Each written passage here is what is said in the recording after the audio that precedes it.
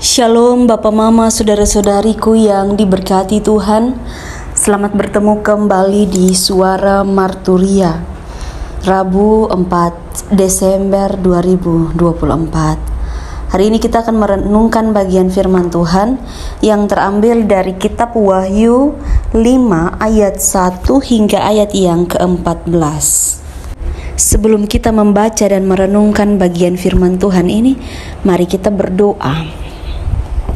Segala puji syukur kami panjatkan kepadamu ya Bapa di sorga, Bapa yang begitu baik di dalam kehidupan kami, Bapa yang tidak pernah meninggalkan kami, anak-anak-Mu. Bapa di sorga, kami butuh kekuatan untuk menjalani hari-hari hidup kami, dan firman-Mu menjadi kekuatan bagi kami. Saat ini kami akan membacanya dan merenungkan. Biarlah apa yang kami renungkan itu menjadi bagian yang hidup dalam kehidupan kami setiap hari. Berfirmanlah kepada kami karena kami sudah siap untuk mendengarkannya. Amin. Kitab Wahyu 5 ayat 1 hingga ayat yang ke-14 di bawah perikop kitab yang dimeterai dan anak domba. Maka aku melihat di tangan kanan Dia yang duduk di atas tahta itu sebuah gulungan kitab yang ditulisi sebelah dalam dan sebelah luarnya dan dimeterai dengan 7 meterai.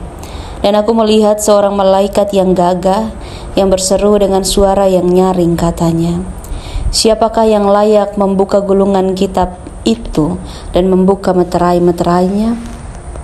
Tetapi tidak ada seorang pun yang di sorga atau yang di bumi atau yang di bawah bumi yang dapat membuka gulungan kitab itu atau yang dapat melihat sebelah dalamnya. Maka menangislah aku dengan amat sedihnya, karena tidak ada seorang pun yang dianggap layak untuk membuka gulungan kitab itu ataupun melihat sebelah dalamnya.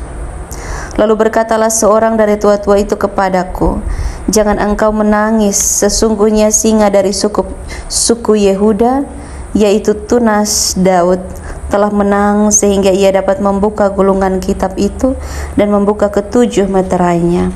Maka aku melihat di tengah-tengah tahta dan keempat makhluk itu, dan di tengah-tengah tua-tua itu berdiri seekor anak domba, seperti telah disembelih, bertanduk 7 dan bermata 7. Itulah ke-7 roh Allah yang diutus ke seluruh bumi. Lalu datanglah anak domba itu dan menerima gulungan kitab itu dari tangan Dia yang duduk di atas tahta itu. Ketika ia mengambil gulungan kitab itu, tersungkurlah keempat makhluk dan ke-24 tua-tua itu di hadapan anak domba itu, masing-masing memegang satu kecapi dan satu cawan emas penuh dengan kemenyan. Itulah doa orang-orang kudus. Dan mereka menyanyikan suatu nyanyian baru, katanya, "Engkau layak menerima gulungan kitab itu dan membuka meterai-meterainya, karena engkau telah disembelih dan dengan darahmu engkau telah membeli mereka bagi Allah dan dari tiap-tiap suku dan bahasa dan kaum dan bangsa. Dan engkau telah membuat mereka menjadi suatu kerajaan dan menjadi imam-imam bagi Allah kita, dan mereka akan memerintah sebagai raja di bumi." Maka aku melihat dan mendengar suara banyak malaikat sekeliling tahta, makhluk-makhluk dan tua-tua itu. Jumlah mereka berlaksa-laksa dan beribu-ribu laksa. Katanya dengan suara nyaring, "Anak domba yang disembelih itu layak untuk menerima kuasa dan kekayaan dan hikmat dan kekuatan dan hormat dan kemuliaan dan puji-pujian." Dan aku mendengar semua makhluk yang di sorga dan yang di bumi dan yang di bawah bumi dan yang di laut dan semua yang ada di dalamnya berkata, "Bagi Dia yang duduk di atas tahta dan bagi anak domba adalah puji-pujian dan hormat dan kemuliaan dan kuasa sampai selama-lamanya." Dan keempat makhluk itu berkata, "Amin." Dan tua-tua itu jatuh tersungkur dan menyembah. Demikian jauh pembacaan firman Tuhan, dan yang dikatakan berbahagia adalah setiap kita yang tidak hanya membaca firman Tuhan, tetapi juga yang mau melakukan firman Tuhan di dalam kehidupan setiap hari. Bapak, Mama, saudara-saudariku yang diberkati Tuhan, Tema yang menuntun kita di dalam perenungan ini adalah menantikan dengan gembira.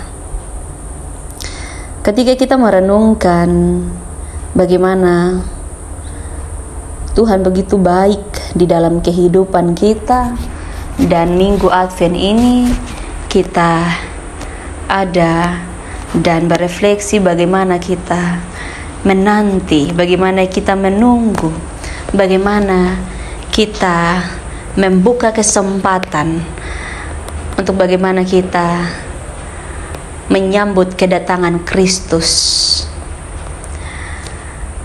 Bagaimana supaya kehidupan doa kita, kehidupan kita setiap harinya.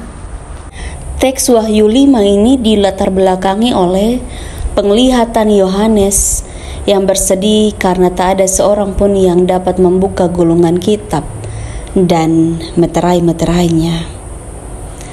Namun kemudian sukacita itu datang karena ketika kesedihan itu ada perkataan yang didengarkan oleh Yohanes, yaitu dari seorang para tua-tua. Jangan menangis, lihatlah singa dari suku Yehuda yaitu tunas Daud telah menang, sehingga ia dapat membuka gulungan kitab itu dan membuka ketujuh meterainya. Ini luar biasa ya. Ini kekuatan, ini penghiburan yang kemudian menghibur Yohanes, karena kekuatan yang daripada Tuhan, daripada Yesus itu menghampirinya. Yohanes mengenal baik anak domba, karena yang dahulu telah datang ke dunia dan menyerahkan diri, memberikan apa yang dimiliki seutuhnya. Ini menjadi bagian yang kemudian ada di dalam pengalaman Yohanes, yang kemudian bahwa Yohanes, semua orang yang telah dibeli dan dikuduskan oleh darah anak domba itu telah dijadikannya kerajaan imam bagi Allah di bumi. Tetapi kemudian pengorbanannya begitu luar biasa. Pengorbanannya menjadikan imam dan raja yang melayani Allah dan memerintah. Semua itu adalah tebusan. Dan berbahagialah setiap kita yang mendapatkan karya Allah, karya anak domba itu. Apa yang nyata itu tampak bagi kita, tapi apakah kita mau melihatnya sebagai sesuatu yang tampak? Mari kita melihat diri masing-masing. Apapun yang baik, biarlah menjadi baik. Jangan kita rusak, karena kita sedang menantikan apa yang baik itu. Dan Roh Kudus menolong kita. Amin. Terima kasih ya Bapa di surga. Engkau memberikan kami kekuatan baru untuk kami boleh melakukan tugas tanggung jawab kami di dalam setiap hari-hari hidup kami. Firman-Mu ini menjadi kekuatan bagi kami. Mari memberkati kami ya Bapa. Di dalam nama Tuhan Yesus kami berdoa. Amin. Terima kasih telah mendengarkan suara Marturia.